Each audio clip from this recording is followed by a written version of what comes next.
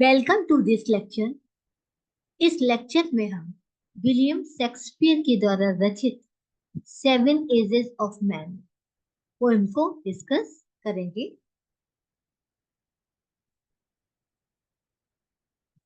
सबसे पहले जानते हैं इसकी पोएम की बैकग्राउंड क्या है। William Shakespeare's poem Seven Ages of Man is an extracted piece of As You Like. इनकी एक रोमांटिक कॉमेडी है As You like it.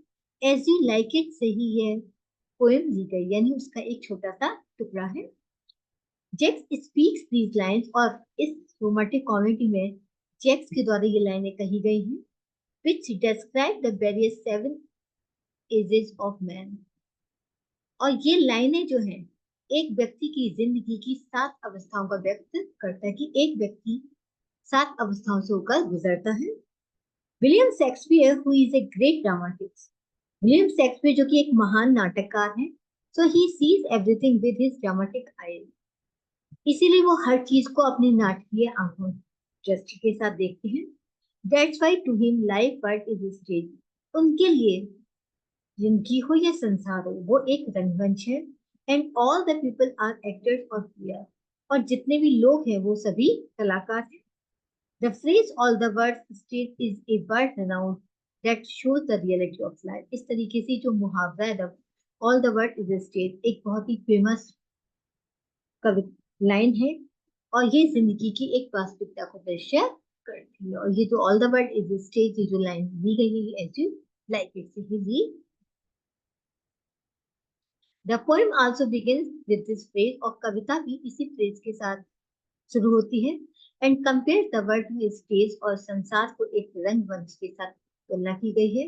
Where all the human beings man और women are compare to merely player, जहां पर सभी मानव जाति को, चाहे वो मनुष्य हो या स्त्रियां, उन सभी की तुलना केवल प्लेयर्स के साथ की गई है, खिलाड़ियों के साथ की गई है, who perform their allotted roles given by God, जिस जो भगवान के द्वारा दिए गए भूमिकाओं को निभाते हैं।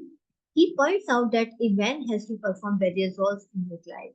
वे कहते हैं कि एक व्यक्ति को अपनी जिंदगी में बहुत सारी भूमिका निभानी पड़ती है। And these various roles pass from the seven stages of his life। और वह कहते हैं ये जो विभिन्न प्रकार की जो भूमियां होती है, व्यक्ति को इन्हीं 7 अवस्थाओं से होकर गुजरना पड़ता है। इसलिए ये एक जिंदगी की रियलिटी को व्यक्त करते हैं। देखते हैं वो 7 जो अवस्थाएं हैं, सोल्जर है, इन्फेंट है, जस्टिस है and penta. The first stage infancy माने नवजात, जहां बच्चे का जन्म होता है।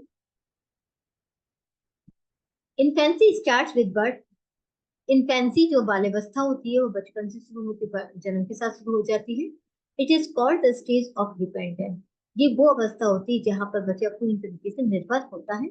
When a child for everything depends on his mother और पेरेंट और केयर टेकर, जहां पर बच्चा हर चीज के लिए अपनी माँ या अपनी माता पिता या अपनी किसी केयर टेकर के ऊपर आधारित होता है। यानी वो ना, अगर उसको खाना है पीना कुछ है तो खुद कुछ नहीं कह सकते, बल्कि लोग उसे खिलाते हैं। ये पूरी तरीके से वो डिपेंडेंट कंडीशन जब बच्चे बिल्कुल ग्रोथ में हो, जब बच्चे का जन्म होता है।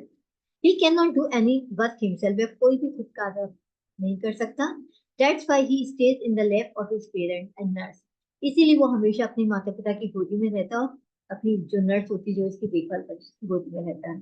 And spends mostly time in crying and vomiting the food taken.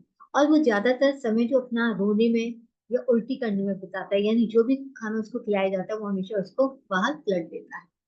इस तरीके से उसका चीखने और रोने में उसका पूरा टाइम जाता है।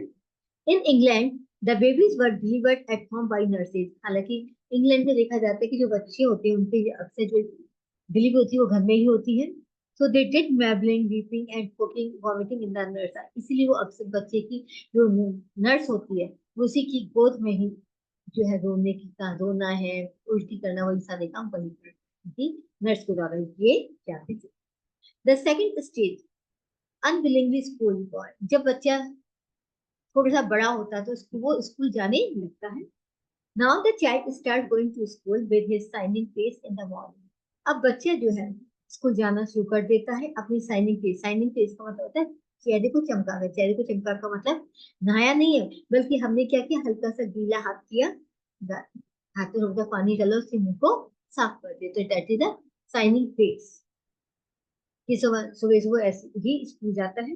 He wants to engage himself in making fun and enjoyment, और वह हमेशा अपने आप को हंसने हंसाने में ही लगाना चाहता है, बिजी रखना चाहता है। So he unwillingly goes to school, इसलिए उसे स्कूल जाने की इच्छा नहीं होती है।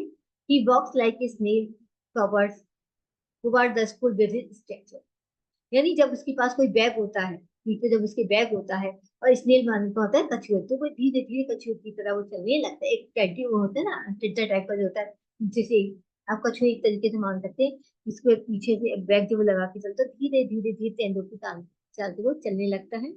He moves as slow as a snail towards school, तो इतनी जब वो स्कूल की तरफ मुड़ता है तो इसी तरीके से धीरे धीरे तेंदुओं की तरफ वो आगे चलना शुरू करता है। द थर्ड स्टेज जिसे होता है द लवर, वो प्रेमी। जब वो स्कूल कंप्लीट होता है तो एक प्रेमी बनता है। In this stage a man undergoes some changes physically and mentally, इस अवस्था में व्यक्ति के बहुत सारे परिवर्तन होते हैं, मेंटली और फिजिकली भी। ही विशेष ये ग्रैब्स फॉर लेडी लव, अब उसकी इच्छा होती है कि उसको एक स्त्री उसकी लाइफ में आनी चाहिए। And side like a furnace, और वो उसके लिए आहें भरने की कोशिश करता है। He start composing ballad song in the place of his mistress, और वह उस अपनी जो लड़की जो उसे पसंद आती है, जो चाहते कि लड़की उसकी लड़की, उसके लिए वो प्रशंसा में वो गीत भी लिखता है। He become sad when he fails in love, जब वो फेल हो जाता है प्यार में, जब उसे प्यार नहीं मिल पाता तो दुखी हो जाता है। ही expresses his feeling through ballad song, वो अपने गाने के जरिए अपनी भावनाओं को व्यक्त करता है। द फोर्थ स्टेज डांस सिपाही बनता है, यानी जहाँ वो लवर की भूमिका से बाहर निकलता है। This stage is marked with courage and vigour, इसको बहुत ही साहसी का कार्य बताया गया, यानी वो अवस्था जब व्यक्ति बहुत साहसी होता है। ऑनर सम्मान उसके लिए बहुत इंपॉर्टेंट होता है, एंड रेपुटेशन प्रतिष्ठा बहुत इंपॉर्टेंट होती है। As this stage are very important for the man, और यही इस अवस्था सब हर व्यक्ति के लिए ज्यादा इंपॉर्टेंट होती है कि लोग कोई भी अपने मान सम्मान के लिए कुछ भी कर गुजरते हैं। दे jealously protest their honor and don't hesitate to dwell in providing their pain, यानी वो इतने jealousy, यानी कोई अगर उनके ऑनर के बारे में कुछ भी बोल दे तो वो हिचकिचाते नहीं है उससे झगड़ा करने, बल्कि वो उनको जो दर्द होता है उस दर्द के द्वारा वो लोगों को परेशान से मतलब हो जाता है कि सपोज किसी व्यक्ति ने आपसे कुछ कह दिया आपके ऑनर को लेकर, या घर खानदान को लेकर किसी ने आपके बारे में कुछ कह दिया, तो आप उसे लड़ना शुरू कर देते हैं। तो इस तरीके से वो हमेशा एक सिपाही की तरह लड़ने को तैयार है। दे आर शॉर्ट टेम्पर्ड, वो शॉर्ट टेम्पर्ड हो जाता है, दूसरे की बातों पर गुस्से करने लगता है। एंड एम्स और महत्वाकांक्षी होता है, and they take strength oath of honour name and fame, और वो इतने ज्यादा स्ट्रेंजर हो जाते हैं कि कभी कभी उनका जो मान सम्मान होता है, नाम होता है, फेम होती है, तो इनको उसकी उनकी कसम भी वो लोग खा लेते हैं। They never hesitate to sacrifice their life for the sake of their name, वो कभी नहीं हिचकिचाते कि अपनी जिंदगी वो देने को तैयार हो जाते हैं अपने नाम को प्राप्त करने के लिए और सम्मान को लिए। And country they have blade like part, और वो कभी कभी तो क्या होता है कि वो अब एक बड़ी सी दाढ़ी, जैसे पार्ट होता है, पार्ट की तरह वो बड़ी बड़ी दाढ़ी भी रखना शुरू कर देते हैं। The fifth stage the justice, यानी फिफ्थ स्टेज पे वो न्याय करने का काम करता है, जो उसको जज के नाम से कहा गया। In this age a man works as a justice, यहाँ पर व्यक्ति न्याय के रूप में का न्यायाधीश के रूप में कार्य करता है। कि पाते his knowledge through his wisdom in the form of advice, तो वो ज्ञान के रूप में अपनी भाषा के जरिए भी अपने ज्ञान को पास करता है, यानी वो देखता है कि किस तरीके से ज्ञान को बांटा जा सकता है, तो जिससे कि हर व्यक्ति को न्याय भी मिले। He tries to protect the people with law and order, वह कानून के साथ लोगों को बचाने की कोशिश करता है।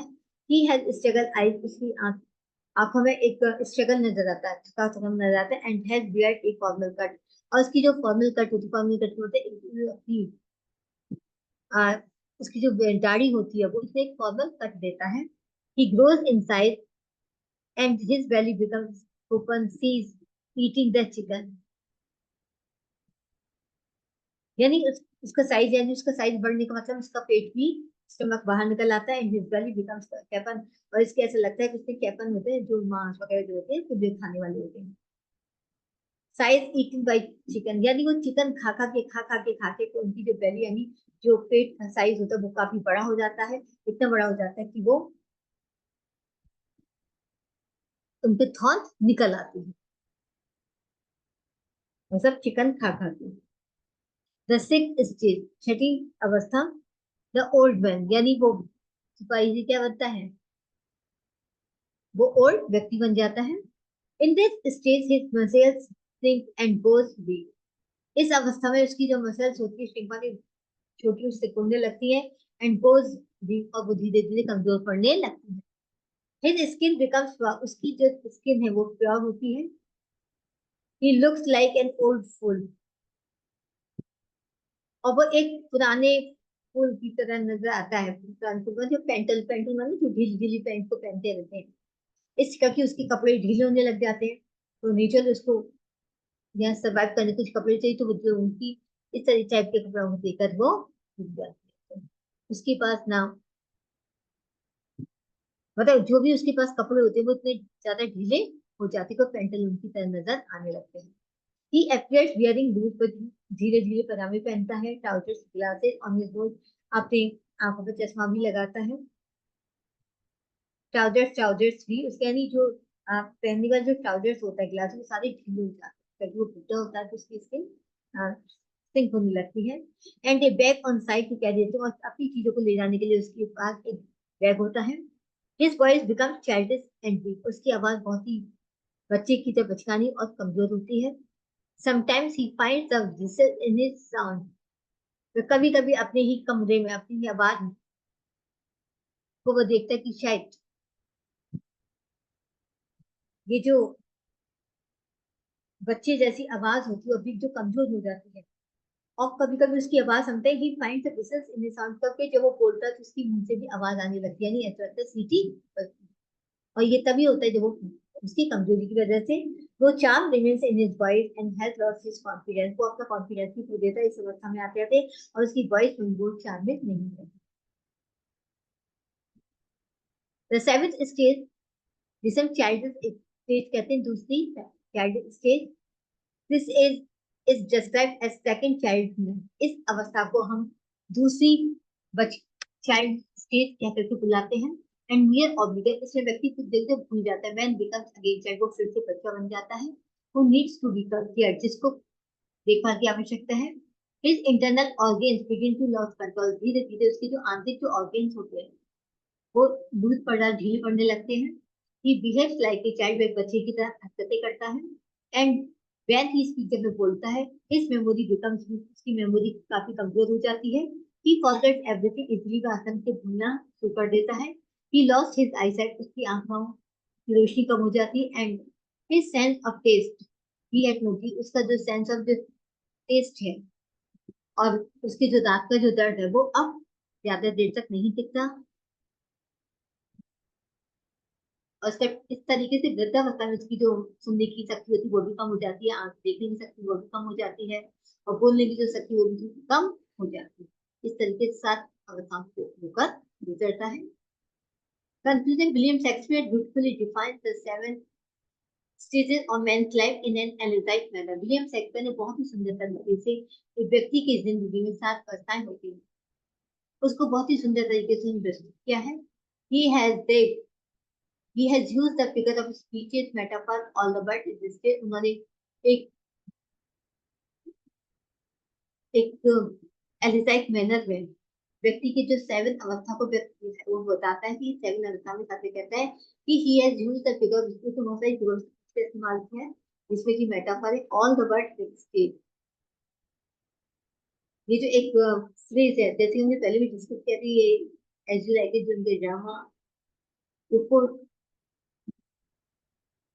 ऑल द वर्ड स्टेज में ये मेटाफर देखने को मिलता है, क्योंकि यहाँ पर संसार की दुनिया स्टेज से जितने ही लोग इसके अंदर है। एंथीसिस, एग्जिट एंड एंट्रेंस। एंथीसिस का मतलब जाना और आना, यानी एक दूसरे का अपोजिट दिशा में। And singly comparing like furnace bear like power to explain his ideas, यानी इन्होंने इसके अंदर बहुत सारी एंथीसिस का भी इस्तेमाल किया है, जैसे कि all the word is stage एक मेटाफर है, एंथीसिस, एग्जिट एंड एंट्रेंस। और सिंगिंग भी क्रीपिंग लाइक ए स्नेल, किस तरीके से रंग रंग पे चलता है। सिंगिंग लाइक फुलनेस और होने तो फुलनेस होता है सिंगिंग, वही एक प्रोफेशन में किसी को गाना गाने लगता है, पागल की बस लड़के की पागल जो होते हैं वो सब कुछ भूल जाते हैं। इसी तरीके से जब ये लड़के जब अपनी प्रेमिकाओं के साथ होते हैं। सब कुछ को भूल, यानी इस तरीके से भूलने की पावर उनकी बढ़ जाती है। तो वो उस तरीके से जो बिहेव करते, गाना गाने लगते हैं, तो वो पागलों की तरह, एक पागल प्रेमी की तरह वो नजर आने लगते हैं ग्रेट लाइट पर। और अक्सर जब वो दाढ़ी बनाने लगते तो कैंडी की तरह यहाँ उसकी कल्पना की गई है। तो एक्सप्लेन इस तरीके से डिफरेंट डिफरेंट तरीके के आइडियाज को व्यक्त किया है।